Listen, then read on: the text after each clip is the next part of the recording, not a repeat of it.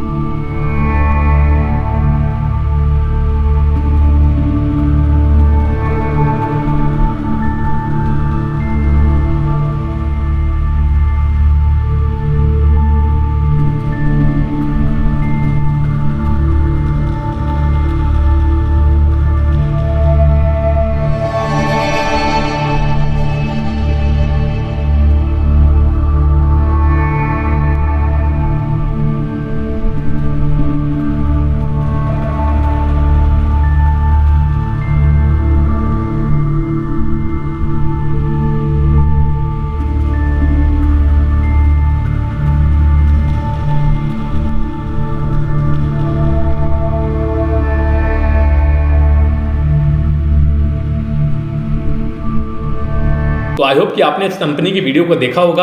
अब हम बात करते हैं अपने कालेश्वरम लिफ्ट इरिगेशन प्रोजेक्ट के बारे में।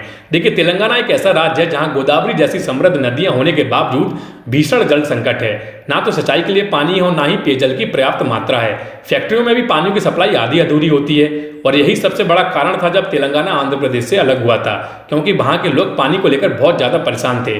जैसे ही तेलंगाना आंध्र प्रदेश से अलग हुआ तो वहां की राज्य सरकार ने 2016 में एक सिंचाई की परियोजना की नींव रखी। इस योजना का नाम लिफ्ट इरिगेशन प्रोजेक्ट रखा गया। लिफ्ट सिंचाई का मतलब यह है कि जिसमें पानी प्राकृतिक तरीकों की बजाय पंपों और तालाबों के जरिए खेतों तक पहुंचाया जाता है। यह दुनिया की सबसे बड़ी मल्टी स्टेज लिफ्ट सिंचाई परियोजना है। गोदावरी नदी समुद्र तल से 100 मीटर ऊपर बहती है, जबकि तेलंगाना गोदावरी से लगभग 300 से 650 मीटर ऊपर स्थित है। ऐसे में गोदावरी का पानी ना तो तेलंगाना के लोगों की और ना ही वहां की जमीन की प्यास बुझा पाता था। इस समस्या का समाधान के लिए सरकार ने गोदावरी पानी को विशालकाय पंप हाउस के जरिए लिफ्ट कराकर राज्य के ऊपरी हिस्सों तक पहुंचाने की योजना बनाई। इस परियोजना के तहत गोदावरी नदी का पानी समुद्र तल से 100 मीटर लिफ्ट कर मेडीगड्डा बांध तक पहुंचाया जाएगा और फिर यहां से पानी को 6 स्टेज तक लिफ्ट किया जाएगा और गोंडा पोचमा सागर तक पहुंचाया जाएगा, जिसकी ऊंचाई लगभग 600 मीटर है। देखिए, वैसे तो यह पूरी परियोजना 2019 में कंप्लीट होनी थी और यह हो भी गई थी, लेकिन बाद में राज्य सरकार ने इसको एक्सपेंड किया और एक्सपेंड कर इसको काम को बढ़ाया गया और अब यह परियोजना 2020 के दिसंबर तक कंप्लीट होगी। पहले इसका जो बजट आ रहा था वो अनुमानित 80,000 करोड़ रुपए था, लेकिन जैसा इसको एक्सपेंड किया गया तो इसका अनुमानित लागत लगभग 1 लाख करोड़ रुपए हो चुकी है। अगर हम बात करें कि इस पूरे प्रोजेक्ट को कौन बनाकर तैयार कर रहा है तो मैं आपको बता दूं कि इस प्रोजेक्ट को mega engineering and infrastructure company बनाकर तैयार कर रही है। इस प्रोजेक्ट से लगभग 45 लाख एकड़ जमीन को सींचा जाएगा। इस परियोजना में 145 टीएमसीसी की कुल क्षमता वाले 3 बैराज, 20 लिफ्ट, 19 पंप हाउस, 19 जलाशय शामिल हैं। इसमें 40 मेगावाट की क्षमता वाली 43 मशीनें, 203 किलोमीटर की सुरंगें और 1531 किलोमीटर लंबी नहरों के जरिए पानी पहुंचाया जाएगा।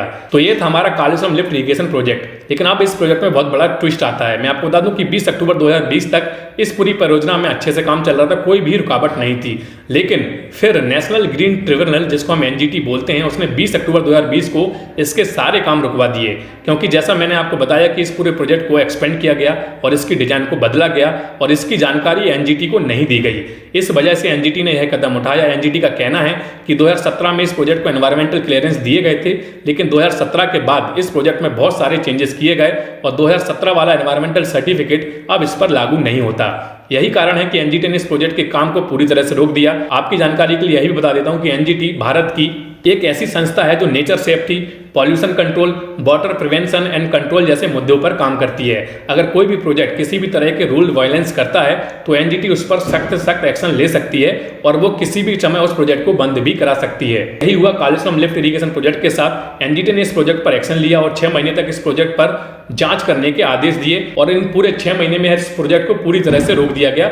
बस पीने का पानी इस प्रोजेक्ट की सहायता से पहुंचाया जाएगा, बाकी के सारे उद्देश्य और बाकी की सारी फैसिलिटी इस प्रोजेक्ट में रोक दी जाएंगी। अब हम बात करते हैं कि ऐसा क्या बड़ा चेंज हुआ इस पूरे प्रोजेक्ट में, जो कि इतना इंपॉर्टेंट प्रोजेक्ट है, तो इसको क्यों एनजीटी ने रोक दिया और इसकी क्या सबसे बड़ी वजह रही होगी। तो मैं आपको बता दूं कि 2017 में जब इस प्रोजेक्ट का एनवायरमेंटल क्लियरेंस लिया गया था, तब शर्त के मुताबिक 2 TMC वाटर, मैं आपको यही बता देता हूं कि टीएमसी का मतलब होता है 1000 million cube feet of water. तो एनवायरमेंटल क्लियरेंस के अकॉर्डिंग इस प्रोजेक्ट में 2 TMC वाटर यूज कर सकते थे, लेकिन राज्य सरकार ने एनजीटी को बिना बताए 2 TMC की जगह इसका 3 TMC तक बढ़ा दिया, जो कि अपने आप में एक बड़ा चेंज है और एनजीटी के मुताबिक इसका असर एनवायरमेंट पर पड़ सकता है, इसलिए उसको इतना बड़ा कदम उठाना पड़ा। अगर हम बात करें इस प्रोजेक्ट की इंपॉर्टेंस की, तो आपको बता दूं कि किसानों के लिए यह प्रोजेक्ट एक वरदान है, क्योंकि इस प्रोजेक्ट की मदद से 45 लाख एकड़ लैंड को पानी मिल सकता है। इसके अलावा जिस तेलंगाना में पानी की एक एक बूंद के लिए लोग तरसते हैं, वहां 31 जिलों में से 20 जिले इस परियोजना की सहायता से पीने का पानी प्राप्त कर सकते हैं। वहां के लिए रोजगार, वहां के लिए बिजनेस अपॉर्चुनिटीज इस प्रोजेक्ट की सहायता से बहुत ज्यादा मिल सकती हैं और यह सारी कमियां सिर्फ और सिर्फ कालेश्वरम लिफ्ट इरिगेशन प्रोजेक्ट से ही दूर हो सकती हैं। अगर हम बात करें कि तेलंगाना सरकार इस प्रोजेक्ट को लेकर कैसा रुख अपना रही, तो मैं आपको बता दूं कि तेलंगाना सरकार ने साफ कह दिया है कि जैसा भी एनजीटी कहेगी तेलंगाना सरकार वैसा करने को तैयार है। तो तेलंगाना सरकार ने फिलहाल तो इस प्रोजेक्ट को 6 महीने के लिए रोक दिया, लेकिन हम आशा करते हैं और ऐसी उम्मीद करते हैं और प्रार्थना करते हैं कि ऐसे प्रोजेक्ट रोकना नहीं चाहिए, क्योंकि भारत के लिए यह प्रोजेक्ट बहुत जरूरी है। आप क्या सोचते हैं, आप नीचे कमेंट बॉक्स में जरूर बताइएगा। मुझे पूरी उम्मीद है कि इस वीडियो को आपने आखिर तक जरूर देखा होगा और इस वीडियो को देखने के बाद आपको पता लग गया होगा कि यह प्रोजेक्ट कितना इंपॉर्टेंट है। और अब आप जो भी सोचते हैं इस प्रोजेक्ट को लेकर कमेंट बॉक्स में नीचे जरूर बताइएगा। आप अगर हमें फेसबुक पर सुन रहे थे तो हमारे फेसबुक पेज को लाइक कीजिएगा, फॉलो कीजिएगा, और आप अगर हमें यूट्यूब पर सुन रहे थे तो हमारे यूट्यूब चैनल को सब्सक्राइब जरूर कीजिएगा, बेल आइकन को भी प्रेस कीजिएगा, जिससे फ्यूचर में हम जो भी वीडियो डालें उसका नोटिफिकेशन सबसे पहले आपको मिले। तो आज के इस वीडियो में इतना ही, मिलते हैं अगली वीडियो में, तब तक के लिए जय हिंद, जय भारत।